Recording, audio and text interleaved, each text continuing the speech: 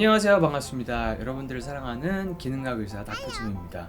오늘은 혈관의 독 호모시스테인이라는 제목으로 여러분께 좋은 정보를 전달 드리려고 합니다. 심혈관 질환, 뇌혈관 질환이나 심장혈관 질환이나 동맥경화 이런 거가 있는 분들은 혈관 질환을 좀 더 예방하거나 재발을 방지하기 위해서 혈액 검사를 할 때 어떤 기능학 병원에서는 호모시스테인 검사를 같이 하게 됩니다. 근데 호모시스테인을 왜 혈관의 독이라고 부르는지 제가 오늘 설명해 드리도록 하겠습니다. 예전에 제가 내과만 진료했을 때 이런 경우가 있었어요. 혈압도 괜찮고 당뇨도 없고 고지혈증도 없고 흡연도 안 하고 이런 심혈관 질환 리스크 인자가 하나도 없는데 갑자기 심장 질환이 오거나 뇌경색이 와가지고 문제가 되신 그런 환자분들이 계시는데 그때 당시에는 제가 굉장히 의아하게 생각했습니다. 근데 그 중에 큰 원인이 활성산소도 있지만은 호모시스테인이 바로 원인 중에 하나입니다. 그래서 호모시스테인이 중요한 건데요. 호모시스테인은 독성 단백질입니다. 단백질 대사의 중간 물질인데 시스테인이라는 물질에서 호모시스테인으로 생성이 돼요. 근데 우리 몸에 MTHFR이라고 하는 효소가 있는데 이 효소가 제대로 작동하지 못하는 유전자 변이가 있는 경우에 충분한 엽산을 섭취해도 엽산이 몸에서 활용되지 않아가지고 호모시스테인 수치가 올라가게 됩니다.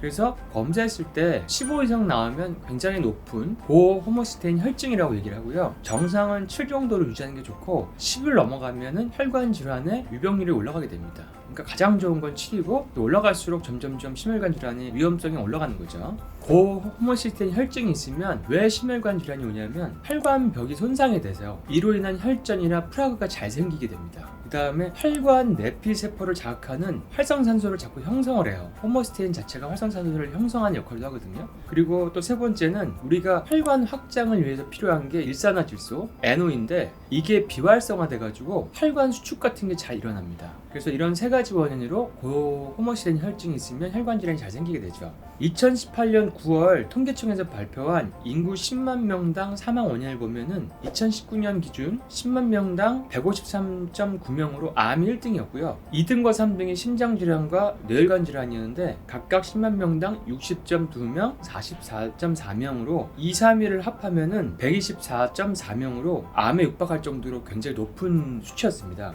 그리고 60세 이상의 사망 원인을 보면은 60세에서 79세까지는 심혈관 질환, 뇌혈관 질환이 2등, 3등, 80세 이상에는 2등, 4등을 차지했으니까 굉장히 우리가 조심해야 될, 예방을 해야 되는 질환이 혈관 질환이라고 할 수 있습니다. 심장 질환의 종류는 심근경색도 있지만 그 전 단계인 협심증, 부정맥, 화혈성 심질환 뭐 이런 것들이 있고 뇌혈관 질환은 뇌졸중도 있지만 뇌출혈도 있고 이런 질환들의 다 고호모시스테인 혈증이 중요한 위험 인자입니다. 그래서 이런 중요한 질환들에 호모시스테인이 작용을 하는데요. 2016년 논문을 보면은 특별하게 심혈관, 뇌혈관 질환은 없으나 호모시스테인이 20이 넘는 사람들한테 엽산을 한 2개월 정도 투여하니까 수치가 10 이하로 떨어진 연구 결과가 있었습니다. 이 수치가 떨어졌다는 것은 엽산이 호모시스테인을 떨어뜨리는 데 중요하고 향후 심혈관, 뇌혈관 질환의 발병을 줄여줄 수 있다는 좋은 신호입니다. 그리고 고호모시스테인 혈증은 단기 치매나 인지기능 저하의 주된 원인으로 알려져 있고요. 블러드 브레인 베리어, 뇌혈관 장벽을, 그러니까 혈액이랑 뇌척수액을 통과할 수 있는 활성량 엽산을 투여하면 그 증상을 예방하거나 완화하는 데 도움이 됩니다. 그리고 초기 우울증이 있는 환자의 70%가 엽산을 대사를 잘 하지 못하는 MTHFR 유전자 변이가 있다고 연구 결과에 나왔습니다.